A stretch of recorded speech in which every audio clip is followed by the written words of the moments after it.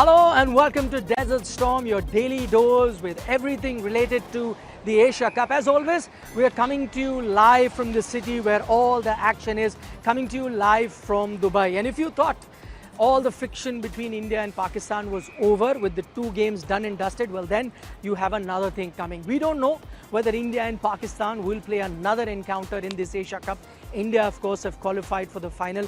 Pakistan could also do that. But even if they don't reach the final, things are heating up off the field.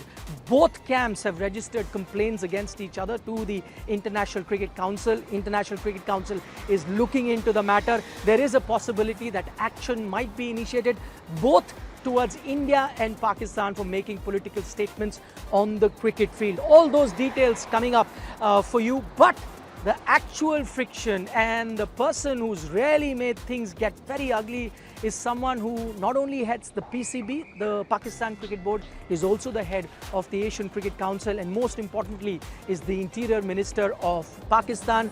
Mohsin Naqvi shared a meme on social media that has gone viral for all the wrong reasons. Here's our top story in a detailed report.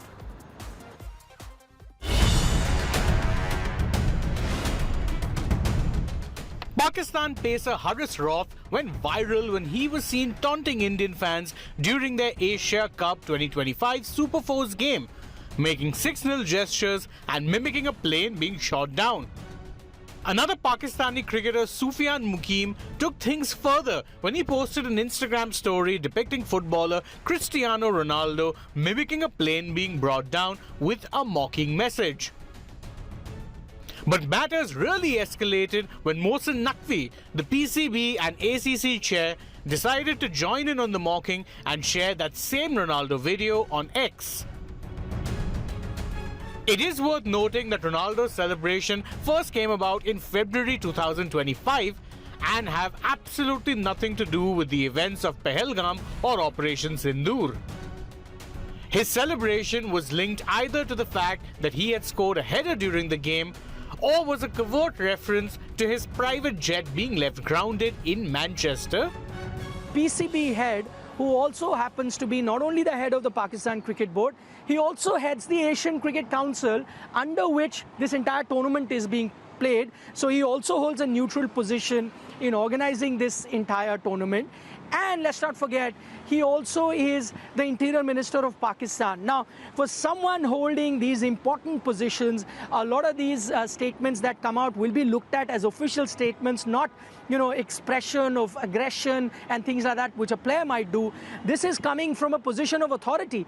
And to put out a tweet like that, which is meme-worthy, which usually you associate with young minds, something that you associate with trolls on social media, you don't associate that from a position of power. For someone who not only holds the top administrative position in his country, in Asia, but more importantly is the second most powerful minister in the Pakistani government after the Prime Minister. He's their home minister of sorts. So for someone like that to be putting out a meme, I think is unbecoming of the position that he holds. Okay. As I said, you could look at young players, impressionable minds coming out with statements like this, but here is a person who's in his middle age, who holds a lot of responsibility. Should it be put out? I think those were childish, immature sort of posts that have been put out from a handle which usually across the world puts out official statements and nothing more. The BCCI has taken their grievances over Haris Rauf's provocative celebrations as well as Sahibzada Farhan's gun gesture to the ICC, lodging an official complaint on the matter. For their part, the PCB wants action taken against India skipper Surya Kumar Yadav for the comments he made after their group stage game on September 14. An ICC match referee, Richie Richardson, has requested an explanation from the Indian captain over his comments, in which he dedicated the win to the victims of the Pahalgam attacks and the Indian armed forces. At this point, all the world can do is wait and watch to see how it is that the BCCI responds. Well, one thing remains clear. Tensions between the two nations continue to escalate even as the Asia Cup reaches a crucial stage. Sports Bureau, India Today. Things have already gotten very ugly between India and Pakistan here at the Asia Cup. It could get worse if Pakistan go on to reach the final and play India there. Whether that's going to happen or not, that is going to be decided tonight, because Pakistan is up against Bangladesh in an encounter which is going to be starting in a short while from now. Remember, both teams have won one encounter each in the Super 4 stage so far. The winner tonight is going to earn the right to be playing India in the final. Bangladesh beat Sri Lanka in this particular Super 4 stage. They did well to chase down 168 odd that Sri Lanka had put, but from there on, Bangladesh went on to lose to India. Pakistan have also beaten Sri Lanka, so both teams have beaten Sri Lanka, but Pakistan also lost to India just as Bangladesh. So effectively, this game between Bangladesh and Pakistan is going to be a virtual semi-final. Bangladesh would be hoping that their captain in Liton Das, who missed that game versus India, is fit and raring to go. So far as Pakistan is concerned, they are not expected to be making any changes to their playing 11. You might see the same team that played Sri Lanka in Abu Dhabi and ensured that Pakistan play Bangladesh to earn a right to play the final with India come Sunday. What is it that our expert in Sunil Gavaskar had to say when I asked him yesterday, between Bangladesh and Pakistan, who does he feel has a greater chance of making it to the final and playing India? This is what he had to say. India through to the final. Next game, which is going to be in less than 20 hours from now for Bangladesh. They'll have to be back at this ground playing a virtual semi-final versus Pakistan. You've seen both teams throughout this tournament. Who are you picking to win that encounter? Oh, Pakistan. Pakistan's got more match winners than Bangladesh. It's not going to be easy for Bangladesh to play two back-to-back matches, because today was a pretty good day in terms of heat and humidity. It wasn't as bad as earlier days. So, despite that, of course, having played a game today, never easy for another team to come and play back-to-back T20 games. So, with a kind of attendant pressure, playing against India and playing against Pakistan. So, it'll be a surprise if Bangladesh get through. But I think Pakistan will just carry too many guns for them. Okay, here's a reminder. We're coming to you live from Dubai. That game versus Bangladesh and Pakistan will be starting in a short while from now. But let's now turn our attention back to the Indian team. And I'm not talking about the Indian T20I team, which is on a roll. Let's turn our attention to the Indian Test team. The Indian Test team that last played a series versus England, and the young team really put up a great performance, tying England 2-2. Their next challenge is going to be West Indies in a 2-test match series that will be played in India. The first test match will start 3 days after India plays the final here in Asia Cup. The team for that series versus West Indies was announced today in Dubai. The chairman of selectors, Ajit Agarkar, came and addressed the media as well. And 3 big talking points have emerged from that press conference. First, that it does seem like, in fact it is, in as many words was made clear by chairman of selectors Ajit Agarkar, the end of the road for Karun Nair as far as his test career is concerned. Remember, he was making a comeback into the Indian team. Apart from that, you also have the other big news coming in from the selection, and that is pertaining to Mohammad Shami. And it is clear now that the selection committee is not happy with the kind of workload that he's been putting it, and that's why he still finds himself out of the Indian Test team. Other than that, Jasprit Bumrah, that's the good piece of news, who has been in and out of the team and has required rest previously as well, has made himself available for both the 2 test matches that India will be playing, and that again is great news. And other than that, you also have to look at the new vice captain. Remember, Rishabh Pant wasn't fit.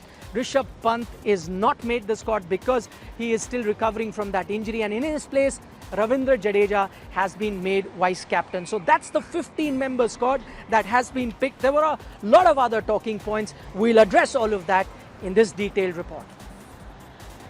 Those were the reasons you heard Ajit Agarkar explaining why is it that he's picked a certain players, why is it that certain players have been left out. But the big question at the moment when it comes to selection is clearly about the Indian ODI team. When is that going to be picked? Because that will actually tell you what does the future hold for both Rohit Sharma and Virat Kohli. Let me give you a bit of an insight. That team is likely to be picked during the second test match between India and West Indies. That second test match will be played in New Delhi, and that's where the future of the Indian ODI team will be decided. So we'll keep an eye out on that and bring you all the latest information here on India Today. I'm afraid that's all the time that we have on this broadcast, because I'll be heading to the ground, keeping a close eye on that Bangladesh versus Pakistan game. But remember, India have made it to the final. They are looking like the team to beat, the best team of the tournament so far, the only team that remains undefeated. But that doesn't mean that the Indian team doesn't have a few chinks in their armor. What is it that India needs to fix for that all-important final that will take place on Sunday? We don't know who they will be playing, whether it will be Bangladesh, whether it will be Pakistan, but India needs to fix those issues. What are those issues? We have Sunil Gavaskar explaining that in detail. Enjoy this. We'll see you again tomorrow, same time. For the moment, Nikhil Naz signing off from Dubai. While it's been another clinical performance by the Indian team, we're going to look at a few problem areas, because in the final you can't afford to slip up at all. Let's start with that second half. I think India got their 100 in the first 10 overs. From there on, just 68 runs only. Where would you put down that trouble to? I think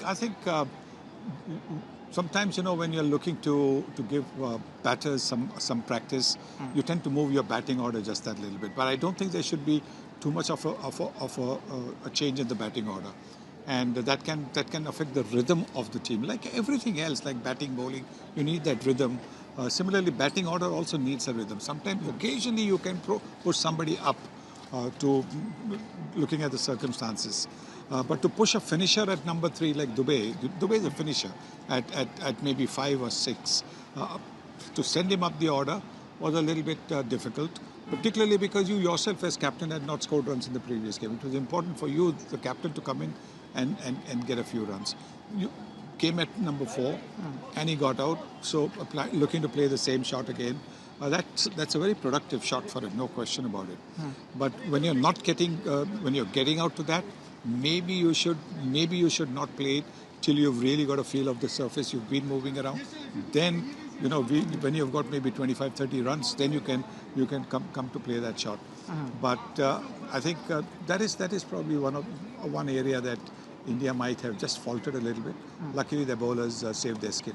One of the biggest reasons that India have been so dominant in this tournament has been the form of Abhishek. He's been getting those 70 odds consistently, and then that's why India has been doing rather well.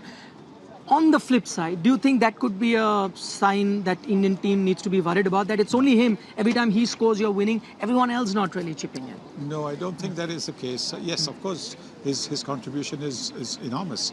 But look at the partnerships that he's having with Shubman Gill. If Shubman was not scoring runs, then there would be an issue. But because there is a partnership, he can play his game without worrying about what's happening at the other end.